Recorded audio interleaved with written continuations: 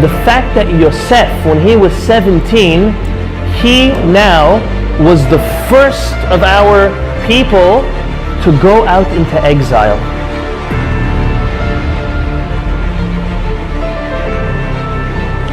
This week's Parashat is Parashat Miketz. And it's coming to the end of the first book of our Torah, the book of Genesis. And just to remind ourselves, Joseph was kidnapped by his brothers and sold at the age of 17.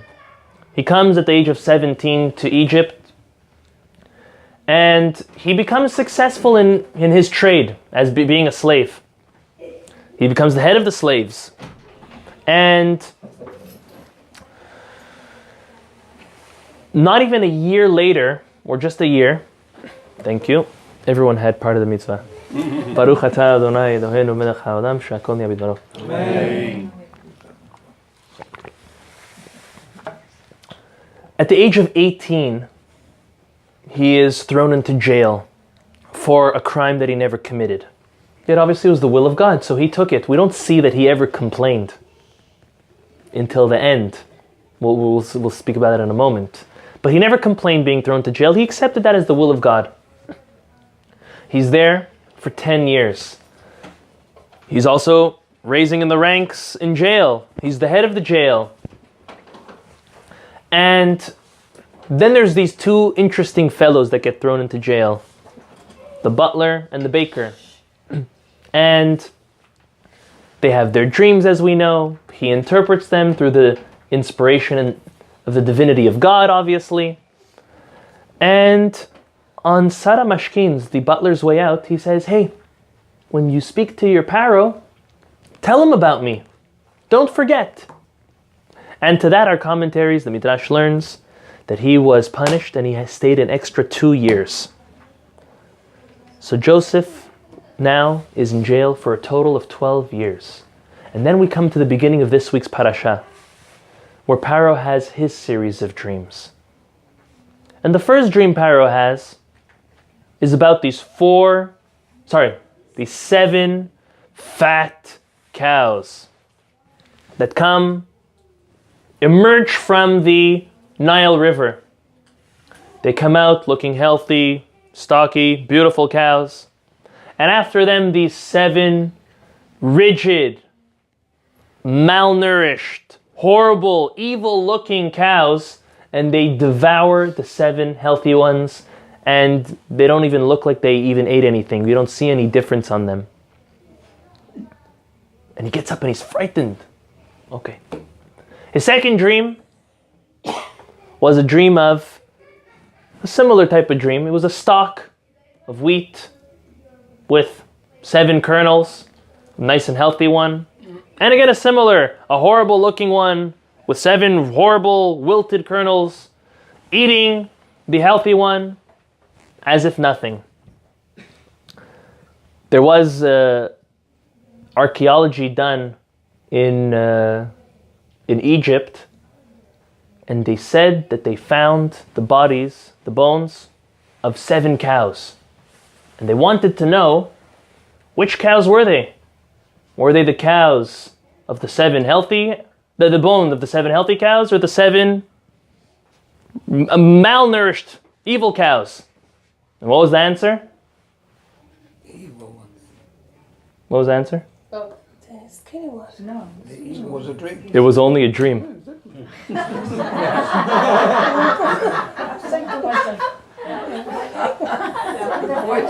If you got it, good. If not, no. If you enjoy riddles, chazak. Oh my God, that was a good one.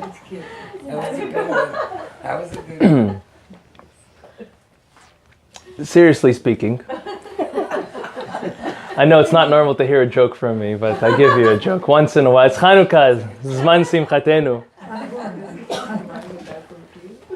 We didn't know you could joke. So finally, Sarah Mashkin remembers. He says, whoa, I remember there was this Jew boy that was in the jail with us. And he knows, the slave, yeah, that he knows how to interpret dreams. He was true. He was 2 for 2. He was true on my dream, and he was true on the baker's dream. You should really consider bringing him in. And so he was. And Joseph was the age, if anyone was keeping up with the numbers, he was 30 years old when he stood in front of Pharaoh. Right? 17, 18 he was in jail, plus 10, plus 2, the age of 30. He was 30, standing in front of the most powerful man in the world at the time. And he interpreted his dreams. And we're going to analyze, why was Pharaoh happy and accepting the interpretation that Joseph gave over all of the advisors, philosophers, and wise men? Why specifically this 30-year-old prisoner who lived almost half of his life in jail, why did he like his interpretation better? Before we get to that, there's a verse that the Zera Shimshon analyzes, and he says, if we look at the second dream, the way the verse talks about it is very peculiar. First it says that he saw the stalk of wheat with the kernels on it, and he sees that the deficient one eats the healthy one. And then it says he gets up, vaikatz. He wakes up, vaikatz paro v'hineh halom. He gets up and there's a dream. The next pasuk says, Vayi ba'boker v'tipayim ruho. The next morning, he's distraught. He's bothered with the dream. So he asks 3 questions on this pasuk. If you get them good, if not, it's fine. At least you'll appreciate the answer. He asks, why was he only disturbed the next morning? He should have been disturbed right away. If anyone has ever waken up in the middle of the night and had a bad dream, it's very hard to go back to sleep right away. People lose nights of sleep over bad dreams. How is it that it says vaikatz. He woke up in a startle from the dream. And then next morning, he was bothered about it. He says that was a little weird. The second thing that he says, a question that he asks at Zera Shimshon is, what does it mean that he woke up? He had the dream, and fine. I understand by the first dream, he had to wake up, realize it was a dream, go back to sleep. But at the end of the second dream, why did he need to wake up before the morning or at the morning? He says it's very choppy language what's going on. And finally he says, what does it say? V'hineh halom, and this was a dream. We know it's a dream. Thank you very much. He answers all 3 of these questions, which might seem a little intricate if you're not looking at the verse itself. Excuse me. With the Talmud that tells us 3 signs that a dream is true. Okay, listen, get ready.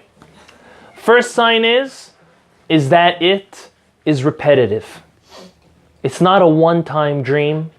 You've dreamt this dream before, and dreaming it over and over and over. That's the first thing. Talmud, Masechet Berachot, page 55. Okay? The next is, it has to be a dream that was dreamt in the morning. Meaning, obviously not a daydream, but a dream that was dreamt towards the end of the night, towards before one gets up.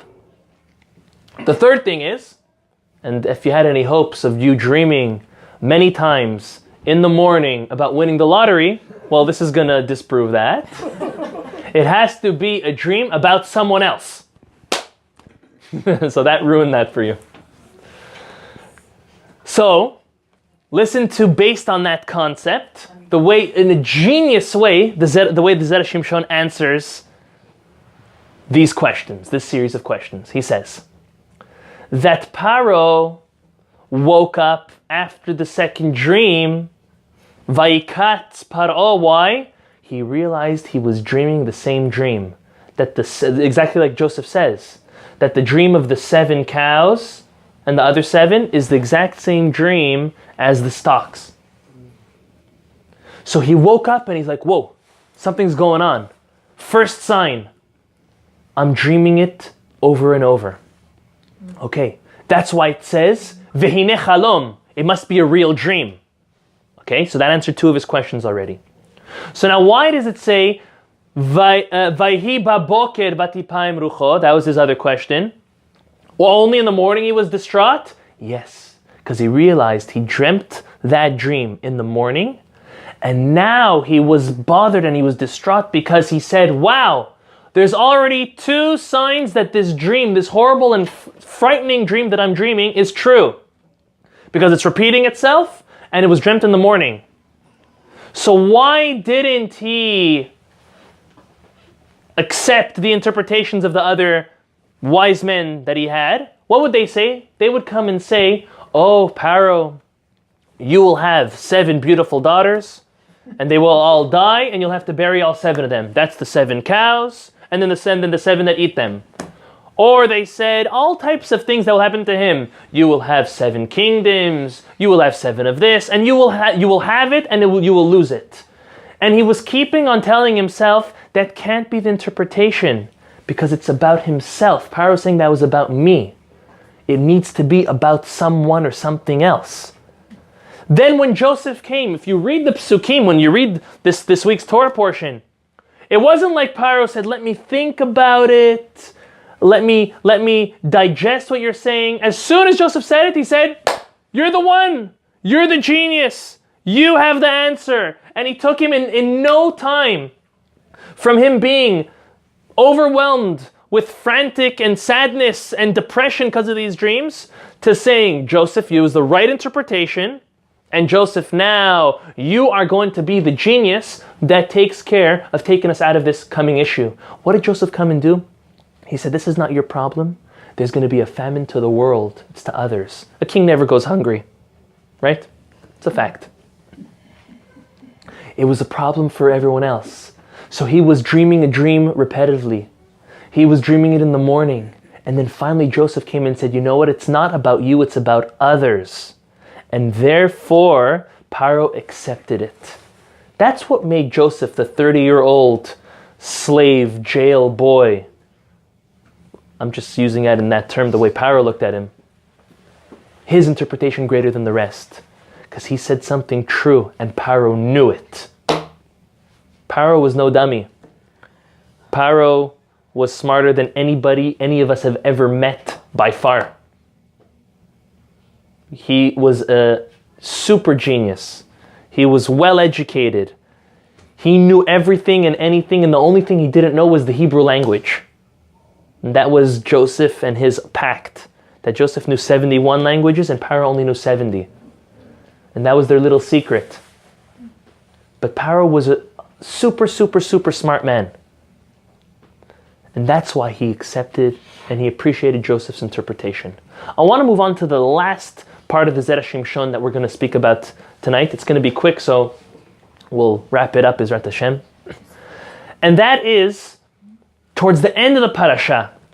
So Joseph's brothers come. He recognizes them, they don't recognize him. He gives them and sells them food. But on their way out, he says, I want to educate them. I want to rebuke them for what they've done to me. And he takes his goblet and he puts it in Benjamin's sack.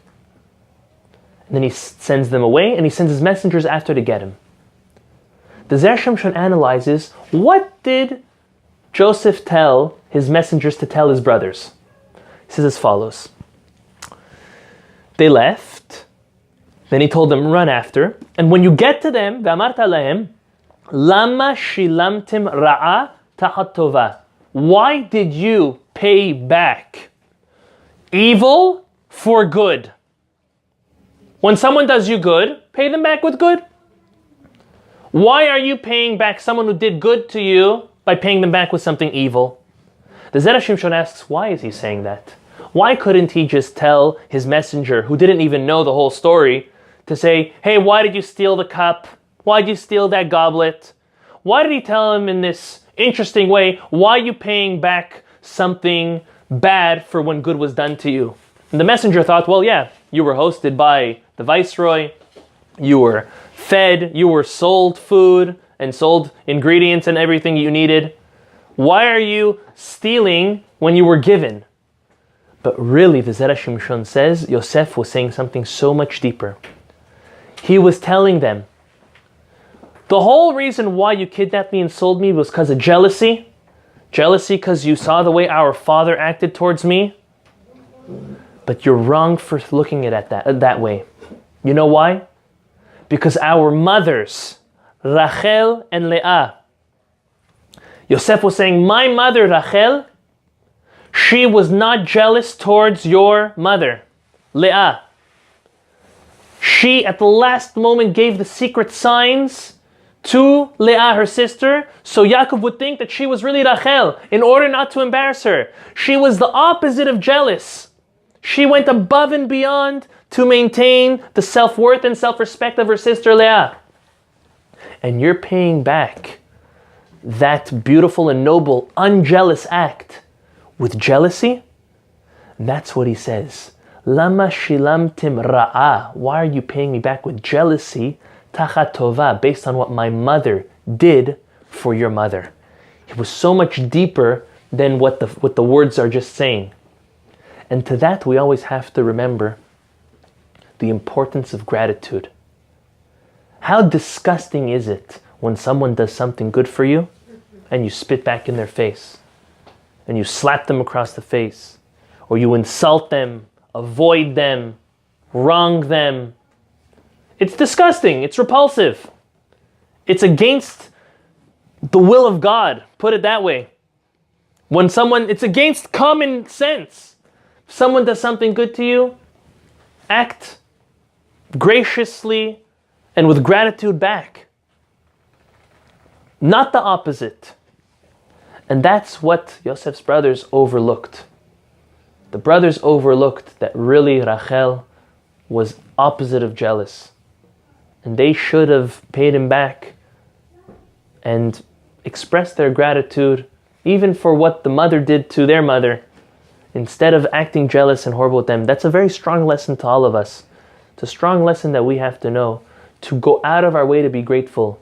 Nowadays, I would say sending a text is already not so special. A phone call is worth a lot. A letter is worth more. A handwritten letter. Okay? A visit. It doesn't have to be things that cost money. Even if someone did something which is worth a lot of time and effort and money for you, it's not the amount, it's the quality. It's the quality of the type of gratitude that you display. And this is all the more important when it comes to our spouses. From husbands to wives and wives to husbands. All day, a husband is working in order to provide a livelihood for his wife and children. And all day, a wife is spending in order to provide for the comfort and the emotional and mental balance and stability and the warm and perfect home that she is able to put together for her husband and for her children. It's all day each are working for each other. Yet sometimes how do we repay all of that work? With sour gratitude, being an ungrate, coming with a sour face, screaming, complaining, looking at what they didn't do, looking what he didn't bring home, looking what she didn't prepare. It's just as bad, if not worse.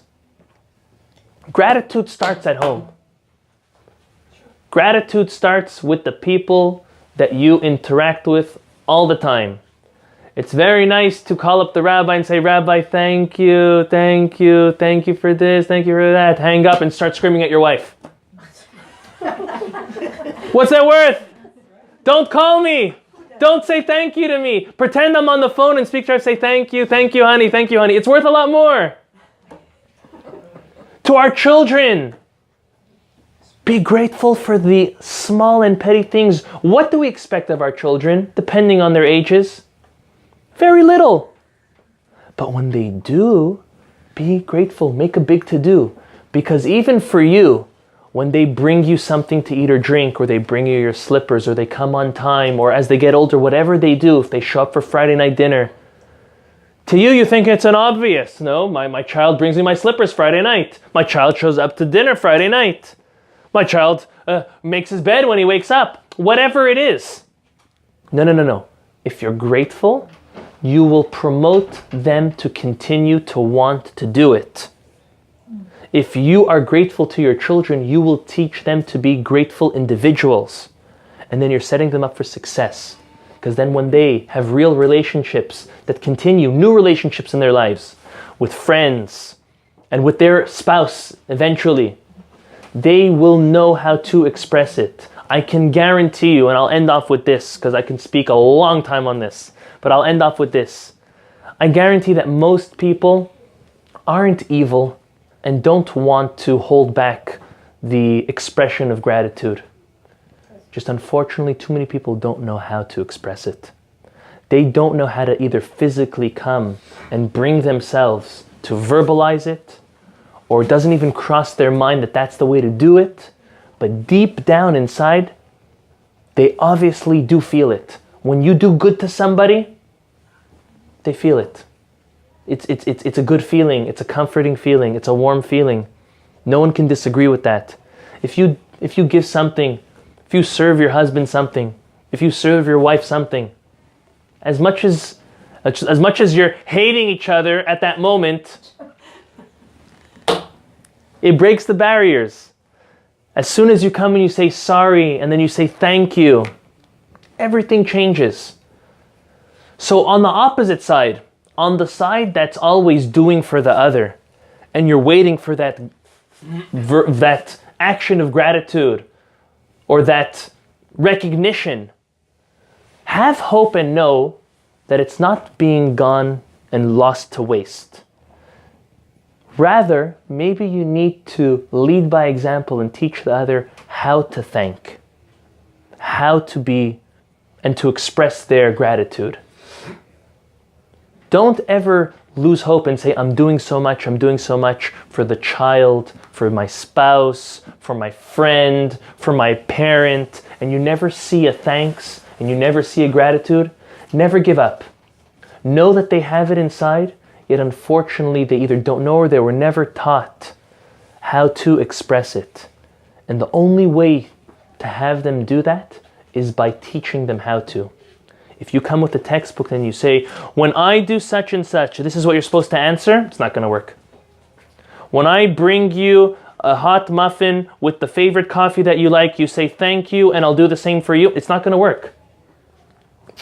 You have to lead by example. And the best is with our children. When our children do something, be grateful. Your spouse will see it. When the grandchildren do something, your spouse will see it when you act and you thanks and you praise them for it. Make it real, make it a part of you. If you live a life with gratitude, and this is obviously between fellow to fellow, there's a whole other element between us to God, and that's sometimes easier and sometimes harder. But start with our relationships here. Lavan tried to trick Yaakov, and Lavan came and said, oh, Yaakov, it's because of God, you and God, that I'm rich. Lavan said, I'm reading through your lies. You cannot say it's because of God. He came and said it's because of God. You cannot say it's because of God that you're rich. First, ben adam lachavero. First realize that it was me that did it for you, and then you could go and thank God. Don't beat around the bush.